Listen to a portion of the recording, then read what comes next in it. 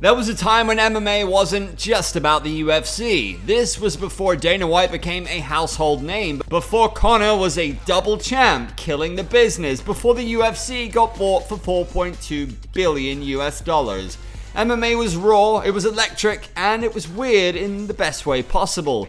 Welcome to Pride Fighting Championships, the most insane matchups and most dangerous fighters. But beneath all this lay the foundations linked to the Yakuza. Join us today as we take you into the dark legacy of Pride FC, the story of how a Japanese fight promotion rose to become the Mecca of MMA, and how its close ties with the Yakuza would lead to Pride FC's death in 2007. First, let's rewind the clock to the late end of the 1990s. While the UFC was still banned in a bunch of US states and struggling to find its identity, something quite spectacular was brewing across the Pacific. Enter Pride FC. Pride started in 1997, and it wasn't just a fight night, it was a spectacle. It felt like a WWE show, but with real fighters fighting. Pyro, check. Over-the-top entrances, double check. Storylines, triple check. The first show featured Gracie family representatives fighting Japanese fighters in a battle of MMA supremacy.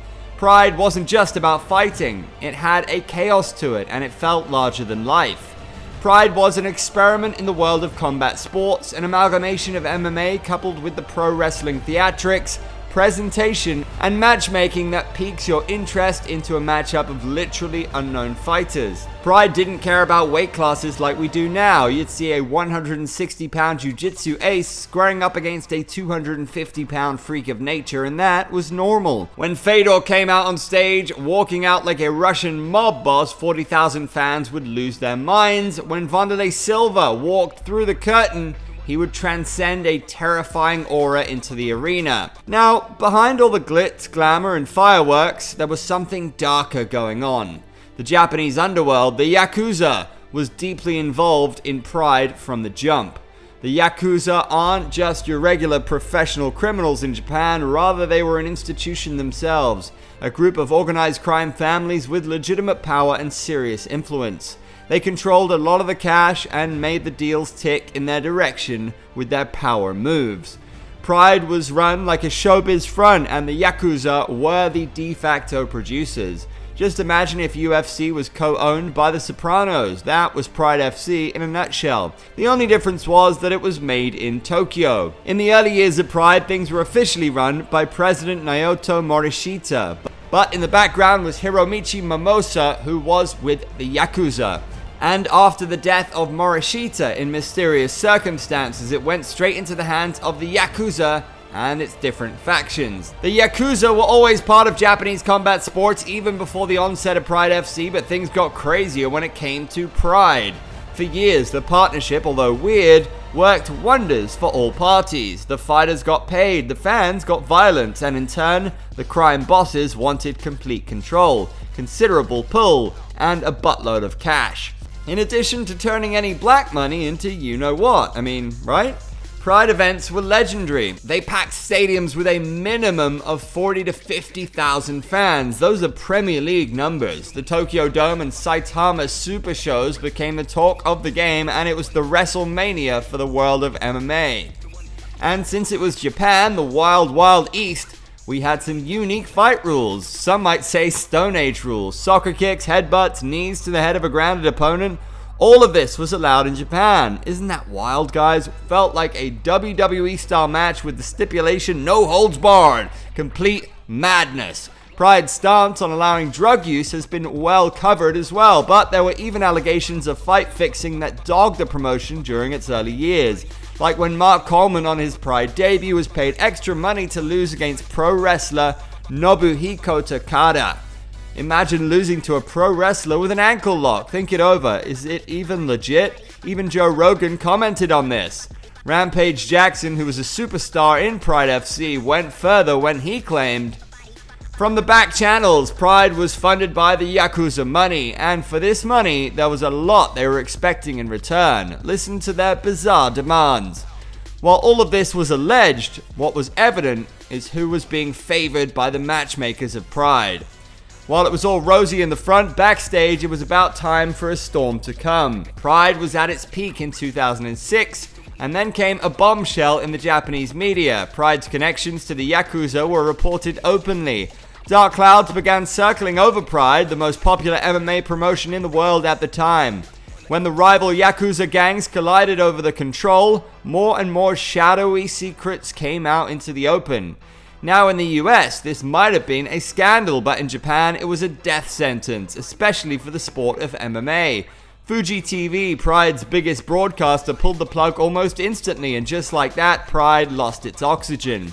The other TV deals were gone too. All the sponsors' money dried up with none forthcoming.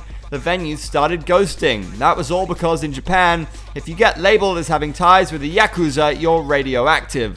No one wants to touch you after that. Pride was left alone, and it was basically on its way to a slow death. With the league drowning, Zuffa, the UFC's parent company, swooped in and bought Pride in 2007. It was supposed to be the ultimate crossover, Pride versus the UFC, Fedor versus Randy Couture or Brock Lesnar, Shogun versus Chuck Liddell, all those dream matches, but nah, that never happened. Apart from a few matchups in the later years, we never saw any of those fights. The reasons behind this were bizarre. It was revealed that Pride FC contracts were sketchy to begin with. The UFC never entertained any of that stuff, so many fighters slipped away in search of some quick change. And the core of Pride, the drama, the show, the chaos, didn't survive the move to American shores. Eventually, Zuffa ended up shelving the legend that was Pride permanently, and just like that, the loudest, wildest chapter of MMA was done and dusted. But before that, Pride had made its name in MMA folklore. To this day, people have fond memories of it, and that led to the popular saying, "Pride never dies." That phrase isn't just nostalgia, it's sacred for hardcore MMA fans. Even after all the mob ties, the implosion, and its untimely death, the legend of Pride lives on through its soul. The entrances were iconic, the stare-downs were scary, the fighters were absolute monsters. It felt like you weren't just watching a fight, but rather a spectacle. It made many casuals into hardcore MMA fans who still just can't get enough of it. After Pride folded, its space in the Japanese MMA scene was taken over by Dream, promoted by former Pride FC executives and K1 promoter Fighting and Entertainment Group. They promoted over 20 shows but eventually faded into obscurity themselves. Years later, we saw a reprised version of Pride in Rizin FC. It had the hallmarks of Pride with its matchmaking, freak shows, pre-fight shenanigans, and all-around presentation. While Rizin is still functional, the jury is still out on Rizin as a successful promotion and whether it can emulate Pride in its limited capacity. Coming back to Pride, yes, Pride wasn't clean, it wasn't safe, it was involved in illegal dealings, but it was unforgettable. And maybe the Yakuza brought it down, but without them, maybe we never would have seen its epic rise in the beginning at all. Pride FC was one of a kind, and again, Pride never dies. That about wraps up how Pride met Yakuza and how it led to the highs and lows of the Pride era, both facilitated by the Japanese crime bosses. And what do you guys think of Pride? What is your take on the Yakuza and the Pride FC dealings backstage? Also, don't forget to drop your favorite Pride moment in the comments. If you like the video, drop a like on it and subscribe to more MMA stories like this. Make sure to share this with your MMA pals, and we'll see you at the next video.